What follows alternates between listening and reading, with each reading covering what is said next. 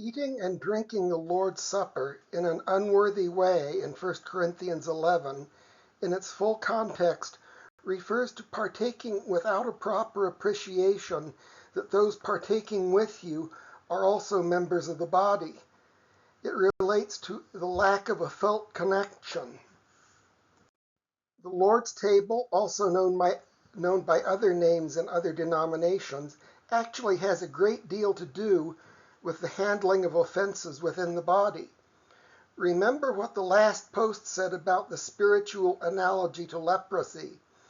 The main way in which unresolved offenses damage the body and its members is by making members unable to feel their connections to each other and to the body.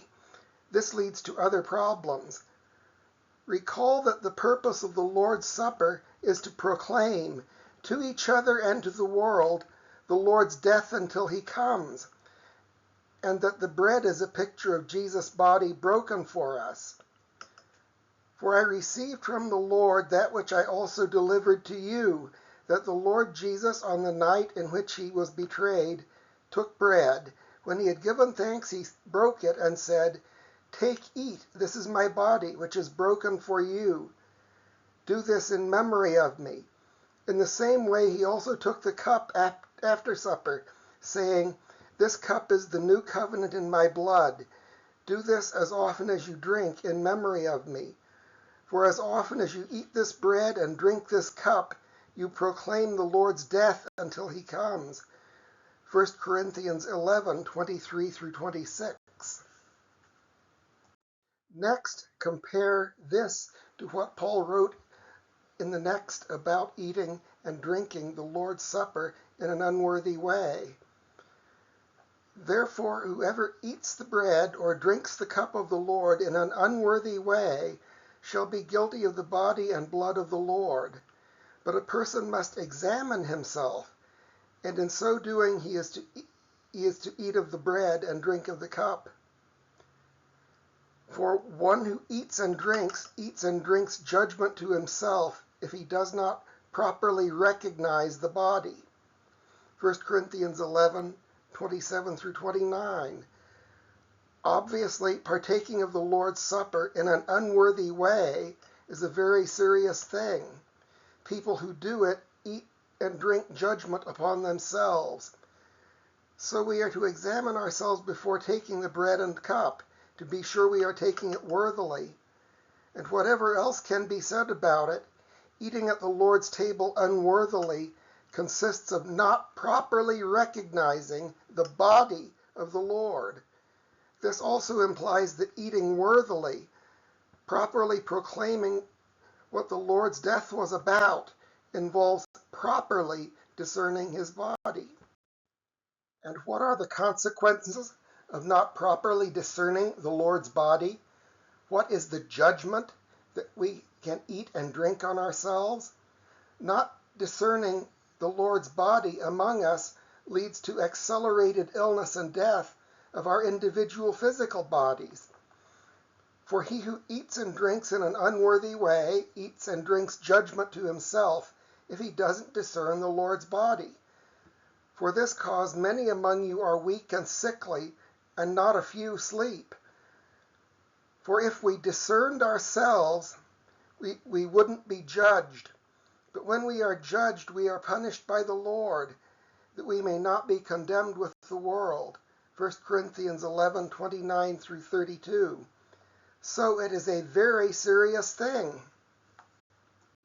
A passage earlier in the chapter explains exactly what Paul was talking about when he said that many in Corinth did not properly discern the Lord's body. For first of all, when you come together in the assembly, I hear that divisions exist among you, and I partly believe it. For there also must be factions among you, that those who are approved may be revealed among you.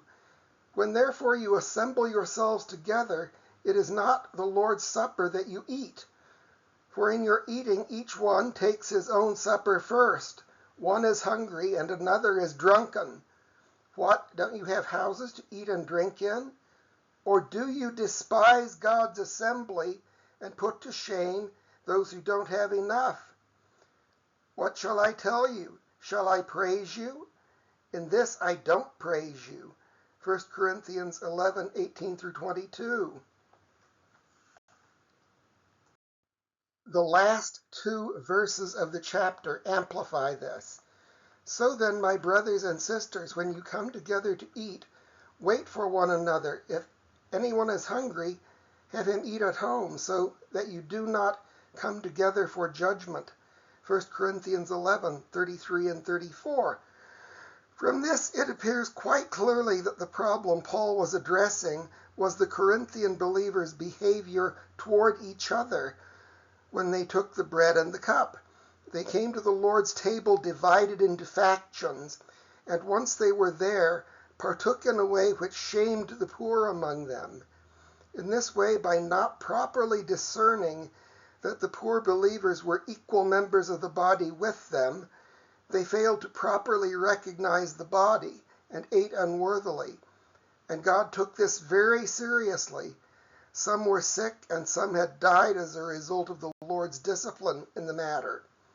So the problem wasn't unconfessed sin toward God, a failure to recognize that the elements actually became Jesus' body and blood, or any of the other things commonly taught. It was very specifically their behavior revealed division in the body. Some of them obviously didn't appreciate their connection to others in the body.